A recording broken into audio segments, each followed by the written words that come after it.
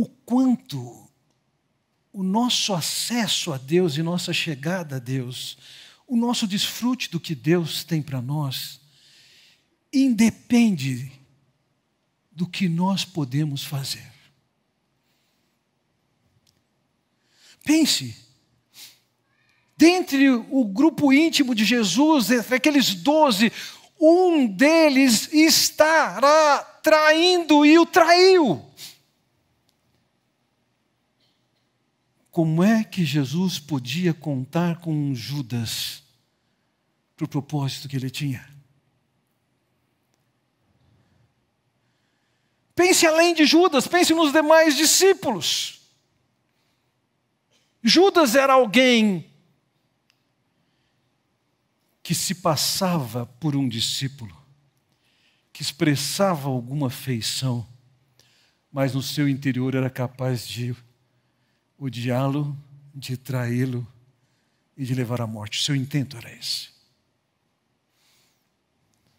Já os demais discípulos, eles tinham algum amor, eles apreciavam o Senhor, eles foram capazes de pegar uma espada para agir em defesa do Senhor. Mas eles foram fracos. E na hora do vamos ver, eles mostraram quão vacilões eles eram. E caíram fora.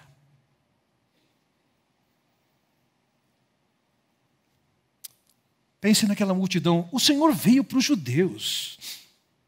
Aquele povo que vira milagres, que reconhecia que Ele era o enviado de Deus, daqui a pouco vai gritar, crucifica-o.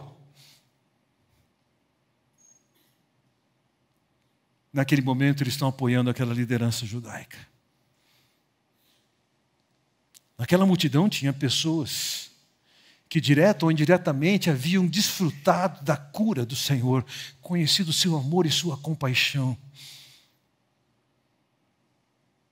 Mas que na verdade, na hora do vamos ver, eles condenavam o Senhor.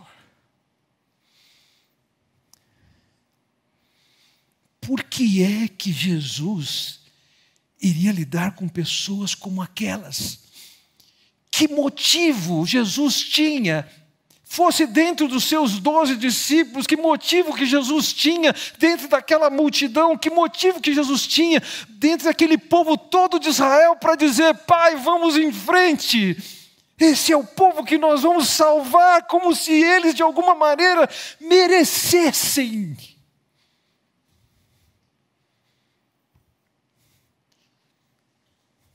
Judas, Pedro, João, Tiago, ninguém fez por merecer. Vamos imaginar que nós estivéssemos fazendo parte daqueles grupos. Quem aqui queria agir de uma maneira diferente? Ia ser só Pedro queria negar? Iria ser só Judas que queria trair?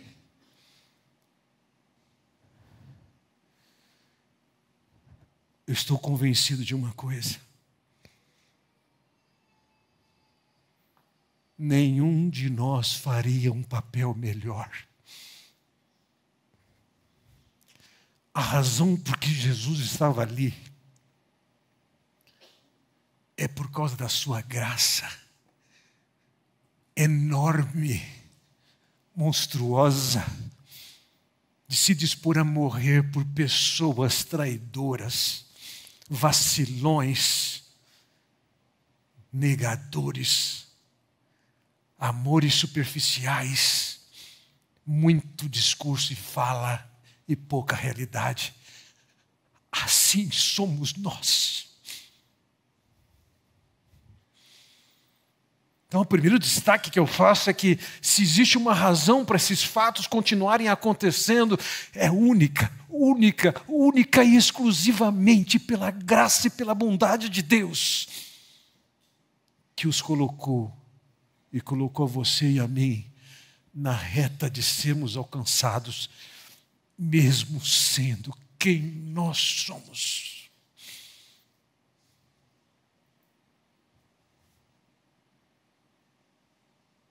Se eu tivesse no lugar de Jesus, eu teria dito para Pedro: cai fora. Eu sei quem é você. Mas Jesus diz: eu sei quem são vocês. Eu vim salvá-los.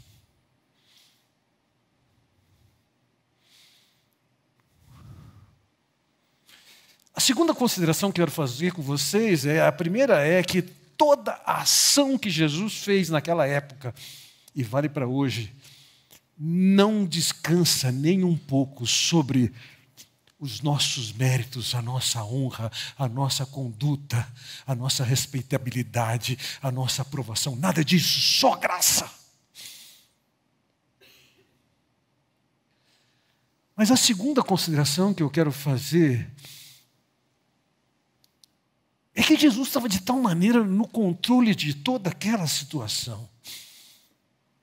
Ele sabia na ceia, e muito antes, que Judas haveria de traí-lo. Ele deu o comando para Judas: vai. Ele saiu para aquele jardim.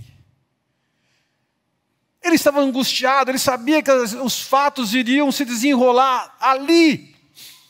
Ele tinha uma tragédia para enfrentar. Mas ele sabe que não é a liderança judaica que está no comando. Ele sabe que não é Judas que está no controle. Ele sabe que o que ele está por fazer foi determinado por Deus.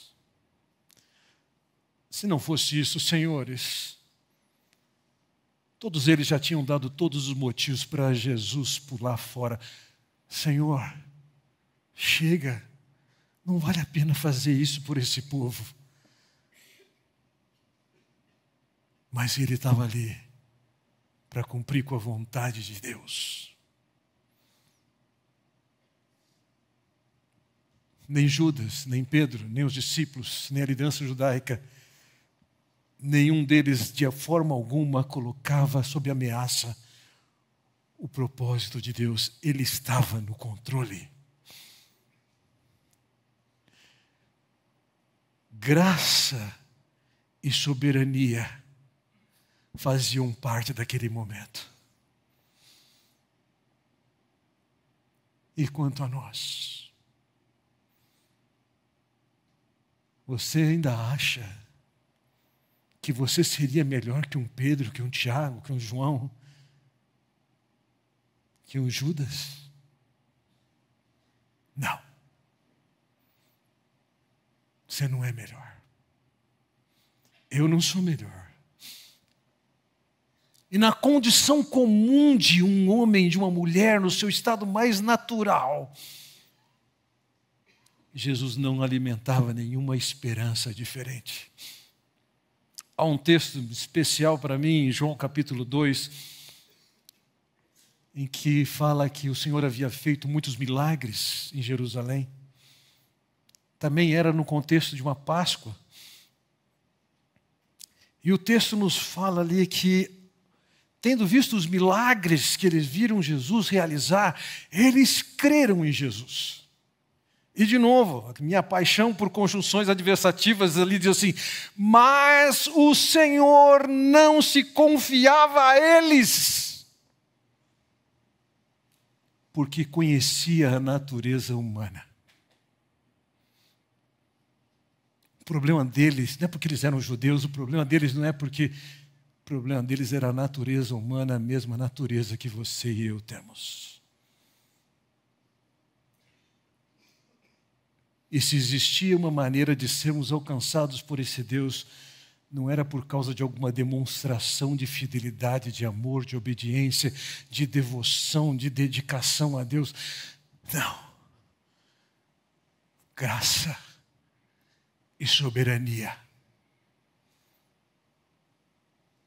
Não é por méritos seus que você é alcançado por Deus. Graça e soberania. Ele estava diante da cruz, na qual os seus pecados e os meus pecados seriam pagos por uma decisão de Deus. Não houve nada na vida da humanidade que justificasse Deus falar: nossa, por esse povo vale a pena morrer.